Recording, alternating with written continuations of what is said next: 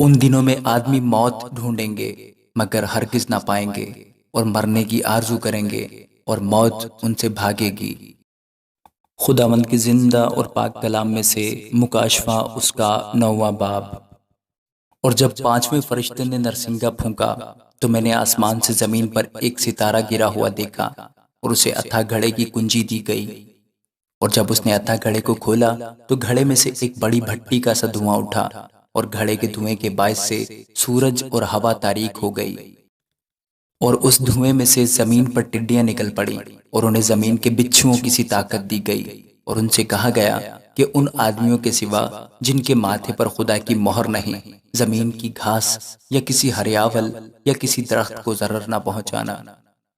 اور انہیں جان سے مارنے کا نہیں بلکہ 5 مہینے تک لوگوں کو اذیت دینے کا اختیار دیا گیا، اور ان کی اذیت ایسی تھی جیسے بچھو کے ڈنک مارنے سے آدمی کو ہوتی ہے۔ ان دنوں میں آدمی موت ڈھونڈیں گے مگر ہرگز نہ پائیں گے، اور مرنے کی آرزو کریں گے اور موت ان سے بھاگے گی۔ اور ان ٹڈیوں کی صورتیں ان گھوڑوں کی سی تھیں جو لڑائی کے لیے تیار کیے گئے ہوں، اور ان کے سروں پر گویا سونے کے تاج تھے، اور ان کے چہرے آدمیوں کے سے تھے، اور بال عورتوں کے سے تھے، اور دانت ببر کے سے، اور ان کے پاس لوہے کے سے بختر تھے، اور ان کے پروں کی آواز ایسی تھی جیسے رتھوں اور بہت سے گھوڑوں کی جو لڑائی میں دوڑتے ہیں، اور ان کی دمیں بچھوؤں کی سی تھیں، اور ان میں ڈنک بھی تھے، اور ان کی دموں میں 5 مہینے تک آدمیوں کو ضرر پہنچانے کی طاقت تھی۔ اتھا گھڑے کا فرشتہ ان پر بادشاہ تھا، اس کا نام عبرانی میں ابدون اور یونانی میں اپلیون ہے۔ پہلا افسوس تو ہو چکا، دیکھو اس کے بعد 2 افسوس اور ہونے والے ہیں۔ اور جب چھٹے فرشتہ نے نرسنگا پھونکا تو میں نے اس سنہری قربان گاہ کے سینگوں میں سے جو خدا کے سامنے ہے ایسی آواز سنی کہ اس چھٹے فرشتہ سے جس کے پاس نرسنگا تھا کوئی کہہ رہا ہے کہ بڑے دریا یعنی فرات کے پاس جو 4 فرشتے بندھے ہوئے ہیں انہیں کھول دے۔ بس وہ چاروں فرشتے کھول دیے گئے جو خاص گھڑی اور دن اور مہینے اور برس کے لیے تہائی آدمیوں کو مار ڈالنے کو تیار کیے گئے تھے، اور فوجوں کے سوار شمار میں 20 کروڑ تھے۔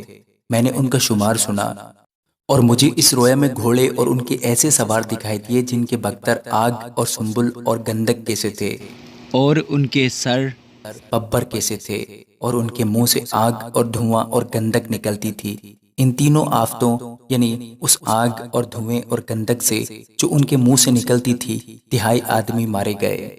کیونکہ ان گھوڑوں کی طاقت ان کے منہ اور ان کی دموں میں تھی، اس لیے کہ ان کی دمیں سانپوں کی مانند تھیں اور دموں میں سر بھی تھے، انہی سے وہ ضرر پہنچاتے تھے۔